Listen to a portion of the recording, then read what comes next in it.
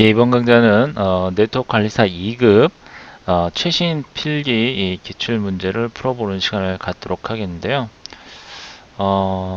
이제 2015년 작년이네요. 작년 7월 26일 필기 기출 문제를 풀어보도록 하겠습니다. 네트워크 관리사가 이제 최근에 약간 어떤 시험에 어떤 변경이 있었다 그래요. 그래서 2015년 7월부터 문제가 조금씩 이제 바뀌었다고 하는데요. 이제 최근 경향의 출제 문제가 되겠습니다.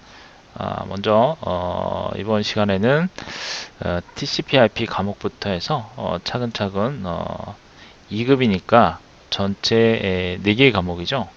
4개의 과목을 문제를 앞으로 풀어보는 시간을 갖도록 하겠습니다. 자, TCP/IP 과목은 상당히 중요한 과목이에요. 문제가 17문제가 출제가 되고 있죠. 예, 17문제가 출제되고 있기 때문에 그 네트워크 운영 체제 과목의 과목 다음으로 출제 비중이 높은 과목입니다. 그래서 이 첫 번째 과목인 TCP/IP 과목에서 여러분들이 얼마나 그 점수를 획득하느냐가 어떻게 보면 이제 합격의 어떤 그 당락을 결정하는데 어떤 중요한 과목이라고 보시면 되겠죠. 그래서 TCP/IP 과목은 출제 유형을 잘 파악을 하고 정리를 해두시는 것이 중요합니다. 자, 먼저 첫 번째 문제를 좀 풀어보도록 할게요. 다음은 서버가 일반적으로 사용하는 포트 번호를 나타내고 있다. 서비스에 따른 포트 번호가 옳지 않은 것은 자, 여기서 이제 이게 딱 보면 바로 답이 나와야 돼요. 답은 이제 2번이 답인데요. 이제 HTTP 같은 경우는 포트 번호가 몇 번이죠? 예, 요거는 이제 80 포트를 사용합니다. 그쵸? 일반적으로 80 포트를 사용을 하고 있고요. 여기서 이제 일반적으로 사용하는 포트 번호라고 그랬기 때문에 일반적으로 잘 알려져 있는 포트 번호, 기본적으로 디폴트로 웹 서비스 같은 경우에는 80번 포트를 사용하고 있습니다. 그래서 이제 이 포트를 열어놔야지만 해당 그 HTTP라고 하는 웹 서비스에 관련된 그런 서비스를 여러분들이 제공받을 수 있다라는 거죠. 여기서 이제 말하는 HTTP는 예, 웹 서비스에 관련된 프로토콜이죠. 하이퍼텍스트 트랜스퍼 프로토콜을 의미합니다. 그리고 이제 여기 보시면 텔넷이 있는데요. 이 텔넷은 23번 포트가 맞습니다. 이것도 이제 원격 접속 프로토콜이죠. 정리를 잘 해두셔야 되고요. 그 다음에 SMTP 같은 경우에는 예, 25번 프로토콜을 이용하고 있죠. SMTP는 뭐죠? SMTP는 예, 메일 전송 프로토콜이죠. 메일 전송 프로토콜. 이 SMTP와 관련이 있는 프로토콜들도 정리를 해두시는 것이 좋은데 팝 프로토콜이 있고요. 이제 보통 팝3라고 그러죠. 팝3 그 다음에 또 뭐가 있죠?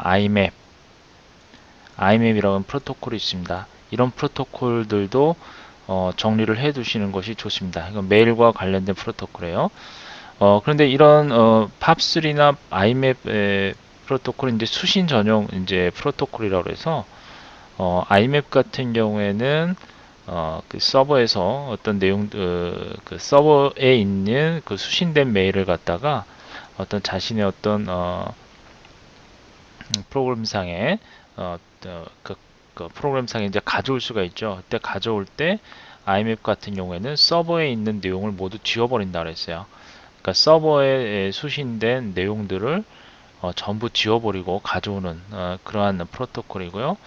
팝3 같은 경우에는 그대로 서버에 있는 서버상에 있는 메일을 그대로 두면서 가져오는 프로토콜이라고 했죠. 예, 그런 차이점이 있습니다. 그리고 이제 여기 FTP가 있죠. FTP는 이제 포트 번호가 21번인데요. 이 21번은 이제 제어 포트죠. 예, FTP는 프로토콜 포트가 두 개가 있어요. 20번과 21번을 사용한다고 그랬습니다. 20번은 실제 데이터를 전송할 때 사용하는 포트죠. 그렇죠? 데이터 전송하는 포트고, FTP는 실제 이제 그 FTP 명령들을 제어하기 위한 제어 포트로 사용을 하고 있습니다. 그래서 21번, 20번 포트를 사용하고 있어요. 그래서 만약에 문제가 20번 포트라고 이렇게 표시가 되면 20번 포트가 사용되면 이것도 맞는 답이 된다라는 거죠. 그래서 이제 정답은 4번. HTTP는 기본적으로 80번 포트를 사용을 합니다. 자, 다음에 텔넷에 관한 설명으로 옳지 않은 것은 있습니다. 텔넷이 이제 원격 접속 서비스를 나타내는 그런 대표적인 프로토콜이죠. 그런 서비스 중에 하나죠. 텔넷은 어디서 동작을 하죠? 이제 응용 계층에서 동작을 합니다. OSI 7계층에서 동작을 해요. OSI 7계층에서 동작하는 프로토콜, HTTP, 또 텔넷, FTP 이런 것들 전부 다 응용 계층에서 동작하는 그런 프로토콜이죠. 자, 내용을 한번 볼게요. 호스트 컴퓨터에 대한 사용 권한을 가지고 있지 않은 경우에도 텔넷을 통한 접근이 가능하다. 자, 호스트 컴퓨터에 대한 사용 권한을 가지고 있지 않은 경우에도 텔넷을 통한 접근이 가능하다. 자, 이거 한번 생각을 좀 해보고요. 그 다음에 원격지 컴퓨터를 액세스하기 위한 사용자 명령어들과 TCP/IP 기반의 프로토콜이다. 예, 원격 컴퓨터를 액세스하기 위한 사용자 명령어들이 또 있죠. 그리고 텔넷 도메인명을 사용해서 호스트 컴퓨터에 접속합니다. 예, 이렇게 이제 텔넷 그 다음에 접속하고자 하는 도메인명을 적어주고 이러한 명령어를 이용해서 이 도메인에 해당되는 호스트 컴퓨터에 접속을 할 수가 있죠. 그 다음에 특정한 호스트 컴퓨터에 있는 응용 프로그램이나 데이터를 직접 사용할 필요가 있는 경우에 사용이 됩니다. 예, 이렇게 이제 원격으로 접속을 해서 사용할 수가 있죠. 그런데 보니까 이 가번 같은 경우에 좀 보면 호스트 컴퓨터에 대한 사용 권한을 가지고 있지 않은 경우에도 텔넷을 통한 접근이 가능하다? 이건 좀 말이 안 되죠. 원격 접속을 하기 위해서는 이 접속을 하기 위한 해당 그 아이디가 있어야 돼요. 로그인을 통해서 접속을 해야 되죠. 원격지에서 그 해당 컴퓨터에 아무나 다 그냥 접속을 해버린다면 보안상 문제가 크죠. 예, 그렇게 이제 관리하는 호스트들은 거의 없다고 보시면 돼요. 특별히 이제 어떤 관리자라고 하는 어떤 그런 인증 작업이 필요하죠. 그래서 여기서 정답은 가번이 되겠습니다. 자, 그 다음에 핑에 대한 설명 중 옳지 않은 것은 있습니다. 핑은 뭐냐면 이건 ICMP라고 하는 프로토콜이 있어요. ICMP라고 하는 프로토콜을 이용을 해서 이 ICMP 프로토콜은 어떤 그, 해당 그 호스트와의 연결을 확인할 때 그거에 대한 어떤 메시지를 주고받을 때 사용하는 대표적인 프로토콜이죠. 어떤 연결 상태를 확인한다든지 이런 것들을 확인할 때 사용하는 그런 프로토콜인데 이때 이제 사용하는 프로그램이 대표적으로 핑이라는 게 있어요. 그래서 핑을 때리게 되면 보통 핑하고 예를 들어서 네이버 사이트의 어떤 연결을 확인하기 위해서 이런 식으로 이제 보통 많이 명령을 내려요. 핑하고 이와 같이 명령을 내리죠. 그래서 만약에 접속이 되면 뭐 TTL 해가지고 응답 시간 그리고 여러 가지 뭐 전송 속도 이와 같은 정보들이 이제 나옵니다. 리플라이 핑 리플라이 해가지고 그런 결과를 뿌려주게 돼요. 그때 사용하는 프로토콜이 이제 핑인데요. 일단 내용을 봅시다. TCP/IP 프로토콜을 사용하는 응용 프로그램이다. 예, 맞습니다. TCP/IP 왜냐하면 요 ICMP 프로토콜을 이용을 하기 때문에 이 ICMP 프로토콜은 어느 계층에 있는 거죠? 네트워크 계층에 있는 거죠. 즉 네트워크 계층은 IP 프로토콜이 있고 그 다음에 ICMP 그 다음에 또 IGMP ARP, RARP 같은 이런 프로토콜들이 여기에 해당이 됩니다. 그렇죠? 따라서 이건 전부 다 TCP/IP 프로토콜을 사용하는 거죠. 예, 그러한 응용 프로그램 중에 하나입니다. 원격 호스트까지의 패킷이 도달하는 왕복 시간 같은 것들을 측정을 해볼 수가 있습니다. 갔다 돌아오는 시간 체크도 하고요. 그리고 원격 호스트에 네트워크 오류가 있을 경우에 이를 확인하고 오류를 정정해 준다. 그 다음에 원격 호스트와의 연결 상태를 진단할 수 있다. 예, 여기서 답은 답번입니다. 이 핑은 뭐 정정한 그런 정정 오류가 있는 그런 응용 프로그램이 아니에요. 이렇게 가와라가 핑에 대한 올바른 설명이고요. 다 같은 경우에는 정정해주는 기능이 없습니다. 그래서 이거를 잘 정리를 해두실 필요가 있습니다. 그 다음에 멀티캐스트 그룹을 로컬 네트워크의 멀티캐스트 라우터들에게 알리는 수단을 제공하는 인터넷 프로토콜은, 자, 요거는 이제 외워두시라고 한번 제가 강의를 했던 적이 있는 것 같은데요. 멀티캐스트 그룹과 관련된, 일단 멀티캐스트와 관련된 프로토콜은 IGMP입니다. IGMP. 이거 기억을 해 두십시오. 이게 이제 인터넷 그룹, 지가 이제 그룹을 의미하죠. 그룹 매니지먼트 프로토콜입니다. 그래서 이제 IP 호스트가 어느 멀티캐스트 그룹에 참가하고 있는지를 라우터에게, 멀티캐스트 라우터에게 통보하는 그런 프로토콜이 바로 IGMP 프로토콜입니다. 그래서 이제 요 옆에 보시면 이제 ICMP 있고 DHCP, 그 다음에 V2P라고 되어 있는데, ICMP는 뭐죠? ICMP는 앞서 그 핑이라고 하는 프로그램을 이용해서 어떤 그 TCP/IP 기반에서 서로 간의 어떤 통신 상태, 그러니까 통신을 하는 어떤 통신을 담당하는 프로토콜로 보시면 되는데, 두 호스트 간의 통신을 할 때 여러 가지 이제 그 에러라든지 그리고 경고, 이러한 여러 가지 상태 등에 대해서 알려주는 프로토콜, 즉 상대 호스트와 통신을 할 수 있는지 없는지에 대한 부분들을 어떤 그런 상태를 알려주는 프로토콜이 ICMP예요. 이 핑과 관련이 되어 있는 게 ICMP 프로토콜입니다. 이런 것도 좀 정리를 해두시고요. 그다음에 DHCP 같은 경우에는 이거는 이제 IP 관리 프로토콜이죠. IP를 관리하기 위한 프로토콜, 많이 알려져 있는 프로토콜이죠. 자, 그 다음에 여기서 이제 답은 IGMP입니다. IGMP. 이거 잘 기억을 해두시고요. 그 다음에 이 부트TP는 이제 아마 제가 설명을 드린 적이 없는 것 같은데요. 이거는 이제 네트워크 장치 중에 그 디스크가 없는 장치들 있잖아요. 그런 장치들이 많이 있습니다. 네트워크 장치에 이제 메모리만을 가지고 사용하는 네트워크 장치들이 많이 있죠. 그런 디스크가 없는 그런 장치들이 그 어떤 자신의 IP 주소를 받아오기 위해서, 또는 뭐 DNS 주소 등을 받아오기 위해서 사용하는 그런 프로토콜이 바로 부트피라고 하는 프로토콜을 이용을 합니다. 그래서 이제 이런 프로토콜들은 이제 UDP를 이용을 하겠죠. 이제 UDP는 비연결 지향성이기 때문에 이제 공중파 날리듯이 날려서 일단 랜에서 어떤 그 패킷을 받은 사람이 어떤 IP 주소를 알려주게 되면 자신이 그 해당 IP를 이제 사용하게 되는 그런 장치들을 이제 디스크리스, 즉 디스크가 없는 그런 장치들이라고 그러죠. 일단 그런 네트워크 장치, 그런 컴퓨터들이 사용하는 프로토콜이 바로 부트피 프로토콜이에요.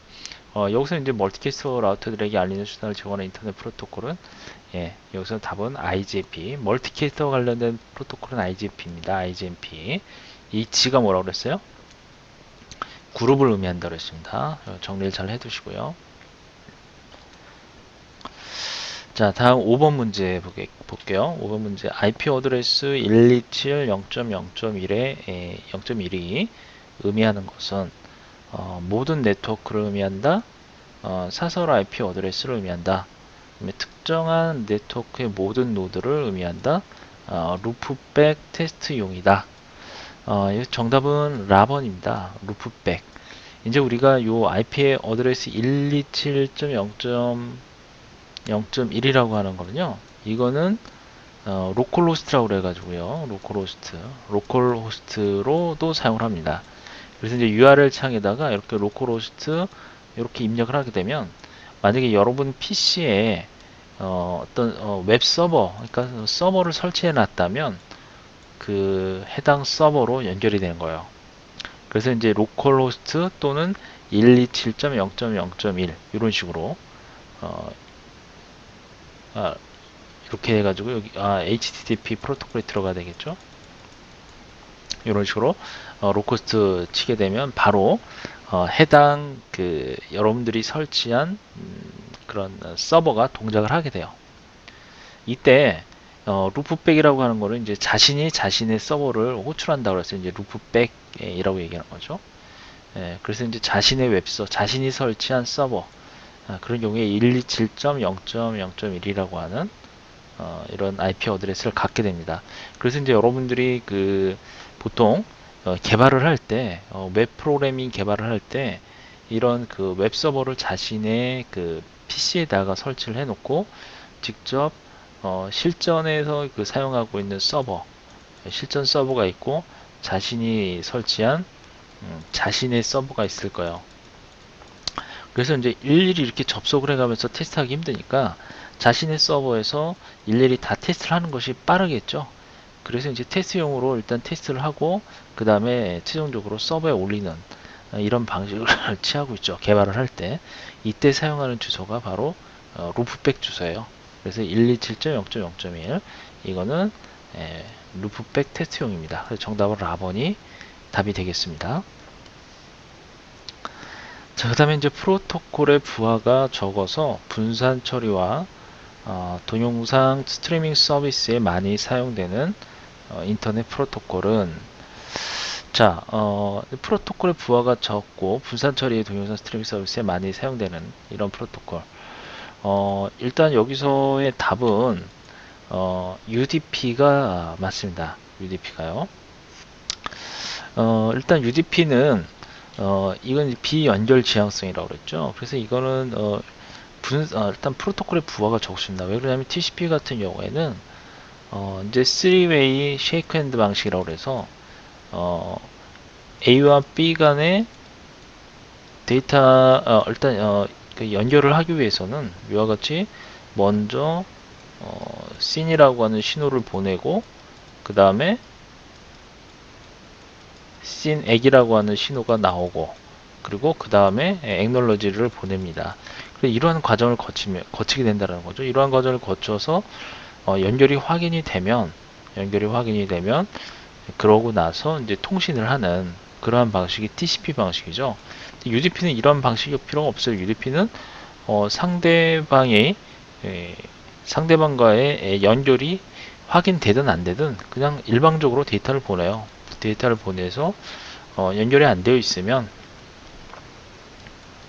일단 연결이 안 됐으면 데이터가 전송이 안 되는 거고 연결이 되어 있으면 해당 데이터를 받아서 처리를 하는 그렇기 때문에 이런 과정이 없기 때문에 프로토콜에 대한 부하가 적겠죠. 그리고 이제 분산 처리와 동영상 스트리밍 서비스에서 많이 사용되는 그런 프로토콜 중에 하나로 보시면 되겠습니다. IGMP는 앞서 설명드린 대로 멀티케이스 등 그룹에 과 연관된 그런 프로토콜이고 ICMP도 어떤 그 상태를 확인해야 되니까 이런 과정이 또 필요하단 말이에요. 이와 비슷한 과정이 그렇죠? 상태를 확인을 해서 상태가 이제 서로 통신이 연결된 상태라는 것이 확인이 되면 그 다음 동작을 하는 그런 프로토콜이 되겠습니다. 그래서 정답은 UDP가 정답이 되겠습니다. 자, 다음은 이제 서브넷 마스크에 대한 설명인데요. 이 서브넷 마스크에 대한 설명으로 옳지 않은 것은 그랬습니다. 서브네팅이라고 하는 것은 주어진 IP 주소 범위를 필요에 따라서 여러 개의 서브넷으로 분리하는 작업이다. 그렇죠? 예, 서브네팅을 이용해서 해당 네트워크에서 여러 개의 서브 네트워크 그룹을 만드는 것이 바로 서브네팅이에요. 서브네팅. 서브넷 마스크를 이용해서 목적지 호스트가 동일한 네트워크상에 있는지 확인을 한다. 필요한 서브넷의 수를 고려해서 서브넷 마스크 값을 결정을 해야 된다. 그렇죠. 중요하죠.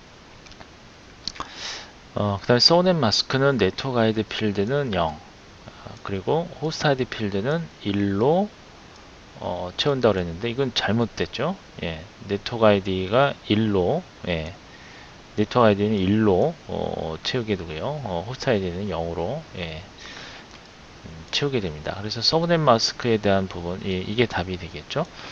서브넷 마스크는 상당히 중요한 문제 중에 하나입니다. 이거 정리를 잘 해두셔야 되고요. 자, 다음은 8번 문제 좀 보도록 할게요. 프로토콜 패킷 포맷 중에 IP 어드레스를 포함하지 않는 프로토콜은, 자, IP 어드레스를 포함하지 않는 프로토콜이요. 자, 요 IP 어드레스를 포함하지 않는 프로토콜은 답이 뭘까요? 자, 먼저 보시면 TCP를 보면 TCP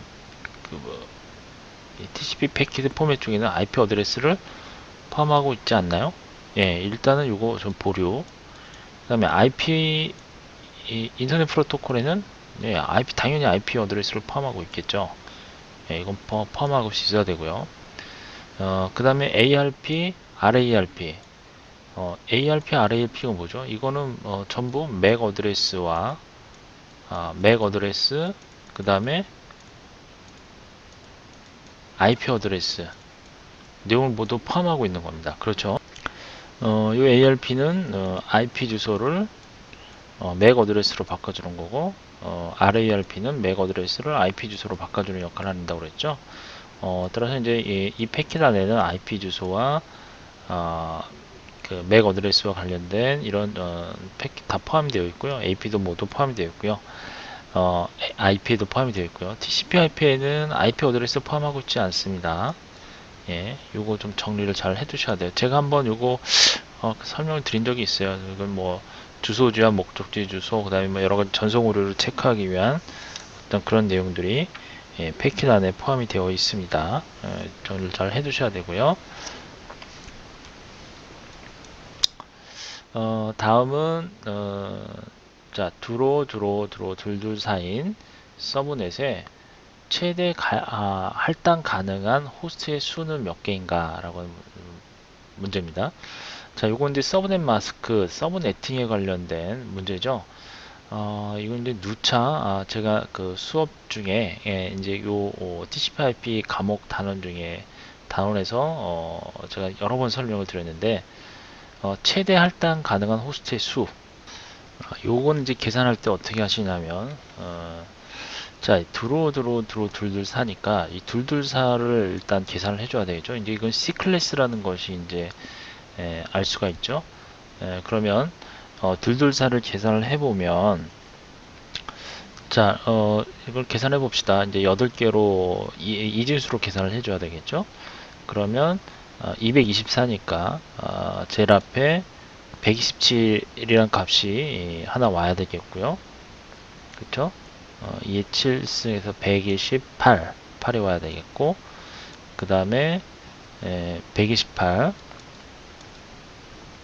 그 다음에 64가 와야 되겠네요. 64. 그 다음에 또 와야 될 것 같아요. 64에다 32 더해주면 어떻게 되죠? 이게 지금 96이죠. 96에다가 128 더하면 224네요. 그쵸? 96 더해주면, 그럼 1이 앞에 3개가 오고 나머지는 이런 식으로 나눠야 되겠네요. 그렇죠? 자, 이진수로 변환하면 이 끝에 있는 값이 이렇게 바뀌죠? 그럼 120, 이렇게 96 더해주면 224잖아요. 그렇죠? 224. 이렇게 되면 요 앞자리 1은 네트워크 수라고 그랬습니다. 네트워크 수. 네트워크 수를 계산할 때 사용하는, 그러면 네트워크 수가 n비트니까 1이 n개가 있죠. 즉 3개가 있죠. 3개가 있으면 2의 n승계가 됩니다. 그러면 나올 수 있는 서브넷의 개수는 8개의 서브 네트워크가 나온다는 얘기예요. 8개의 서브 네트워크가 나오고, 뒤에 있는 이 0의 수가 뭐라고 그랬죠? 0의 수? 이게 이제 5죠. 5면 2의 5승 해가지고 2의 5승을 계산하면 어떻게 되죠? 요거는 네, 32가 되죠. 그렇죠? 32가 됩니다. 16에 32가 되죠. 예. 그래서 요 32, 요 n개의 0의 수는 호스트의 수입니다. 호스트의 수. 호스트의 수. 따라서 호스트의 수란 얘기는 최대 나올 수 있는 호스트 컴퓨터의 수가 되는 거죠. 그래서 이렇게 계산을 해줘야 돼. 이해 호수. 자, 됐죠? 그럼 이제 서브 네트워크의 개수는 8개고 한 서브 네트워크당 최대 32개의 호스트를 연결할 수 있다는 얘기예요. 됐죠? 최대 32개. 그래서 정답은 라번. 여기서 라번이 답이 되겠습니다. 자, 됐죠? 자, 그러면 이 서브넷에 대한 서브네팅 할 경우에 여러분들이 주의를 하셔야 될 게, 이거는 이제 C 클래스인 경우죠. 이렇게 C 클래스인 경우를 예를 들면, 이게 만약에 0이다. 0인 경우는 어떻게 되죠? 이게 전부 다 0이죠. 그리고 네트워크 수는 하나뿐이 없어요. 이거 기본 네트워크 수가 되는 거죠. 0이 되면. 그 다음에 이게 만약에 여기가 이렇게 되면 어떻게 되죠? 100이면 그리고 여기가 000이다. 이렇게 되면 요거는 117이라는 값을 갖게 되는 거잖아요. 이게. 그쵸? 서브넷 값이 127. 127이 되는 거죠. 이건 127을 의미하는 거죠. 그렇게 되면 이 경우에는 네트워크 개수가 어떻게 되죠? 예, 네트워크 개수는 두 개가 됩니다. 0번하고 1이 있으니까 예, 두 개가 되는 거고 이에 1승이 되는 거니까 두 개를 갖게 되는 거고 나머지 2의 7승 2의 7승이면 최대한 호스트의 개수는 32, 64, 128개의 최대 128개를 갖게 되는 거죠. 그런 식으로 계산을 하게 된다는 거. 192인 경우에는 1100이니까 나머지 6개 비트가 호스트의 수가 되는 거예요. 그러면 2의 6승계가 되니까 64개의 최대 호스트 수를 갖게 된다라는 거. 그래서 이제 각 네트워크 단위 호스트 개수가 되는 거죠. 이거는 예전에 한번 설명드린 적이 있어요. 예. 실질적으로는 이제 64개가 나오지만 이제 최대 가질 수 있는 호스트의 개수는 이제 63이라고 한번 설명을 드린 적이 있어요. 그건 나중에 이제 문제가 나오면 그때 다시 한번 설명을 드리도록 하고요. 하나의 서브넷에 최대 할당 가능한 호수는 32개가 맞습니다. 224인 경우에. 그 다음에 TCP 헤더의 설명으로 올바른 것은 제가 한번 수업 시간에도 설명을 드린 적이 있는데요. 이 TCP 헤더에서 이와 같은 헤더의 어떤 자세한 영역에 대한 문제가 나온다는 것은 상당히 난이도가 높은 문제라는 설명을 드린 적이 있어요. 그래서 제가 TCP 헤더에 대해서 좀 자세하게 설명을 드리지 않았는데 상당히 좀 어렵게 문제가 출제가 됐네요. TCP 헤더에 대해서 부분을 좀 이참에 그럼 확실하게 좀 정리를 해 두시는 것이 좋을 것 같습니다. 우선 헤더에 대한 부분을 좀 정리를 해보면 이거를 일단 여기다 한번 전체적으로 그냥 그려볼게요. 자, 먼저 헤더에는 이렇게 이제 나눠집니다. 이렇게 해서 이제 제가 이거 이제 8비트 보통 이제 16 전체 비트 수가 이게 이제 몇 비트라고 그랬죠? 이게 이제 32비트로 되어 있죠. 그래서 이게 16비트라고 그러죠. 여기 16비트 그리고 여기도 16비트 이런 식으로 나눠져 있고요. 그 다음에 여기는 이제 소스 포트라고 해가지고 SRC 소스 포트 요거는 이제 출발지죠. 예, 송신 포트 번호죠. 출발지 포트 번호. 그 다음에 여기에는 데스티네이션 포트 번호. 이건 이제 수신 포트 번호가 되겠죠. 이렇게 이제 헤더에는 각 16비트씩 해가지고 송신 포트 번호와 그 다음에 수신 포트 번호가 기록이 되어 있습니다. 그 다음에 이게 전체 여기서 이제 이 부분은 전체 이렇게 32비트를 차지하는 이건 이제 시퀀스 넘버라고 그래가지고요. 순서 번호, 시퀀스 번호라고 그래서 요거는 이제 TCP 세그먼트 안에 어떤 데이터의 송신 바이트, 그러니까 송신 데이터의 송신 바이트 위치를 나타내 줍니다. 그래서 이건 이제 순서 번호가 32비트를 차지합니다. 시퀀스 번호, 순서 번호를 의미합니다. 그리고 여기 그 다음에 밑에는 이제 acknowledge라고 하는 acknowledgement number, acknowledgement라고 해서 수신자의 다음 데이터 바이트 순서 번호가 여기 기록이 되어 있습니다. 그러니까 수신자의 다음 데이터 바이트 번호. 그래서 여기서 그냥 순서 번호, 그 다음에 여기는 acknowledgement number 이렇게 들어가고요. 그리고 요 밑에 이제 데이터 옵셋 들어가고 4비트 영역으로 여기 이제 옵셋이 들어가고요. 그 다음에 여기에 또 뭐가 들어가냐면 리저브드 해가지고 예약 필드 들어가서 예약 필드 값이 들어가고요. 그리고 여기에 8비트 영역에 이런 플래그 비트가 들어가요. 8비트 영역에 이제 요 예약 영역 다음에 여기 플래그 비트가 들어가는데 요 플래그 비트를 묻는 문제들이 많이 출제가 되고 있습니다.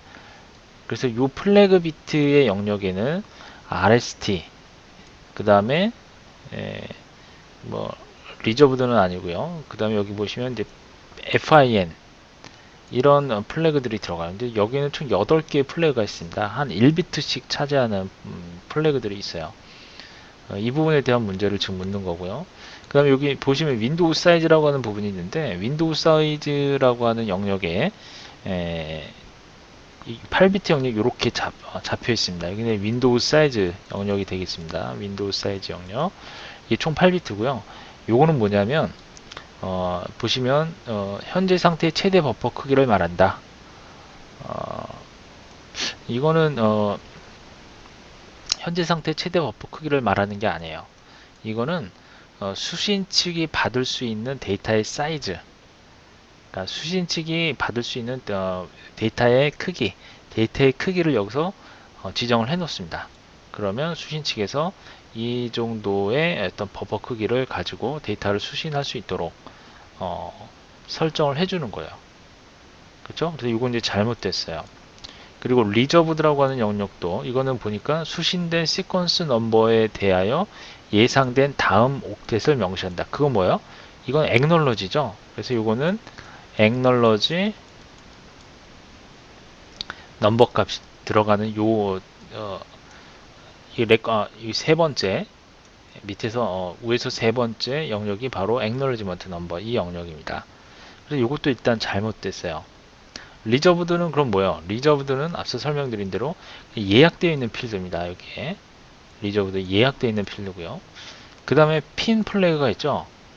핀 플래그는 이제 이 플래그 안에 들어가 있는 영역인데 이거는 그 해당 TCP의 연결을 종료할 때, 그러니까 종료 시 사용하는 그런 플래그 비트입니다. 그래서 이 플래그 비트가 총 8개가 있어요.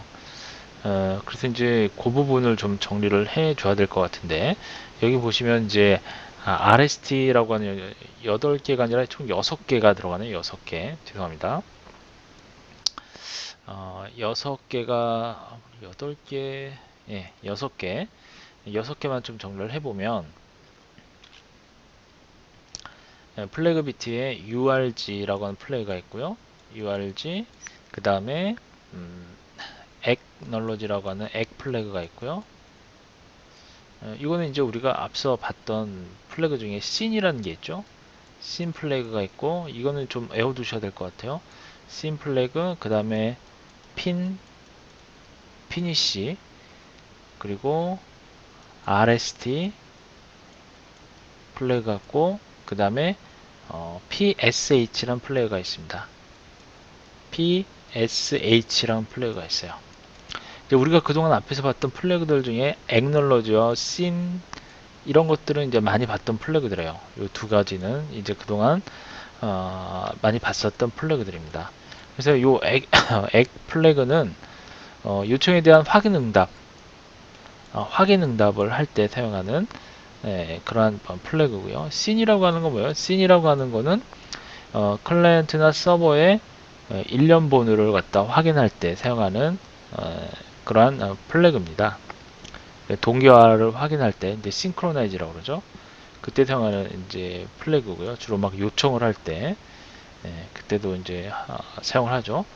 그 다음에 이제 이게 어전트라고 하는 플러그가 있어요. 어전트는 이제 그 긴급 상황 때 어떤 긴급 상황 시 어떤 특정 데이터를 읽기 원하는 경우에 이제 긴급용으로 사용하는 그런 플래그고요. P는 이제 설명드린 대로 아까 TCP 연결을 종료 시 연결 종료 시 사용하는 플래그입니다. 여기 보니까 스레이 핸드 쉐키 과정을 제의하는 플래그로 되어 있는데 이건 잘못됐죠. 그 다음에 이제 RST라는 게 있어요. RST는 이 뭐에 약자면 리셋입니다. 리셋. 그래서 TCP 연결 중에 어떤 특이사항이 발생했을 경우에 다시 이제 리셋을 하는 거니까 강제 종료하는 거예요. 강제 종료.